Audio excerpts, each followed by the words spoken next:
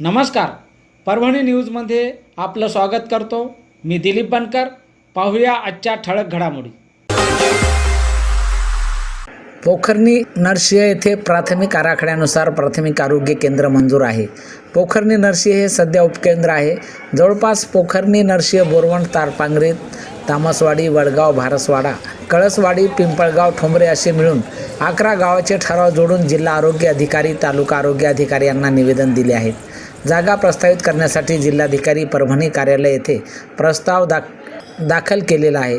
लवकरात लवकर पोखर्णी नरशिह येथे नव्याने प्राथमिक आरोग्य केंद्र मंजूर करून त्याला निधी उपलब्ध करून द्यावा व गायरान जमीन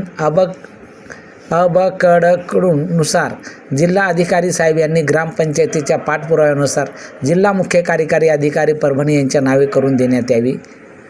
यावेळी ग्रामपंचायत प्रशासनाने याची नोंद घ्यावी अशीही मागणी यावेळी देवीदास लक्ष्मणराव वाघ यांनी केली आहे.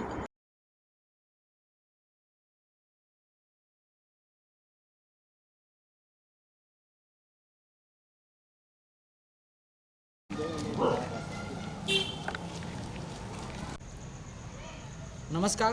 परभणी न्यूजमध्ये आपलं स्वागत करतो. आज आपण पोखर्णी नरशिह या ठिकाणी आलेले आहोत. या ठिकाणी प्राथमिक आरोग्य केंद्र नरशिह पोखर्णी येथे जवळपास 13 उपकेंद्र 13 गावाचं केंद्र या ठिकाणी आहेत आणि या ठिकाणी आमचे सामाजिक कार्यकर्ते यांनी सुद्धा असा प्रस्ताव दाखल केला होता की त्यांना या आरोग्य केंद्रामध्ये सहभागी करून या 13 गावाला फायदा मिळावा असं त्यांची निवेदनाच्या माध्यमातून मागणी आहे. काय सांगतात बघू. दैठणा PSC अंतर्गत हे उपकेंद्र येते.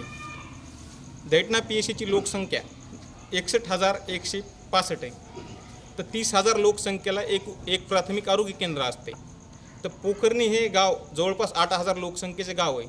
11 गावाचे ठराव जोडून आपण कलेक्टर ऑफिसला फाईल दाखल केली, जिल्हा आरोग्य अधिकाऱ्याला दाखल केली, सर्वीकडे आपण फाईल दाखल केली. केकरजवळा झाले, पेठशिवणी झाले, लवगाव झाले. तर पोखर्णी अजून बी उपकेंद्रच आहे. जवळपास नर्सिंग संस्थान असल्यामुळे इथं गरजू रुग्ण येतात, भाविक भक्त येतात, कोणाला चक्कर येते. ऐन टायमाला इथं PSC उपलब्ध नाही. तर इथं प्राथमिक आरोग्य केंद्र शासनाने मंजूर करून व त्याला निधी उपलब्ध करून द्यावा ही नम्र विनंती. आणि जवळपास गायरान जमीन 3 एकर इथे राखीव ठेवलेली आहे. त्या गायरान जमीन राखीव ठेवलेली तिचा अबकडं जोडून आम्ही कलेक्टर ऑफिसला दाखल केलं तर ते वापस आले. BDO ऑफिसला गेले, BDO पुन्हा आपले SDMकडे गेले. तर त्या फाईलचा बी आम्हाला काही चौकशी नाही. ग्रामपंचायत प्रशासनानं व आरोग्य विभागाने याची जबाबदारी घ्यावी ही नम्र विनंती. आपल्यासोबत हे देवीदास वाघ होते. त्यांनी रुग्ण हक्क संघर्ष समितीचे तालुका अध्यक्ष आहेत आणि ते रुग्णांच्या सेवेसाठी काम करत असतात. त्यांनी आपल्या परभणी जिल्हा रुग्णालय या ठिकाणी सुद्धा ते तिथं जाऊन पोखर्णी येथून जे रुग्ण असतात त्यांची सेवा करतात असे आपले हे वाघ साहेब.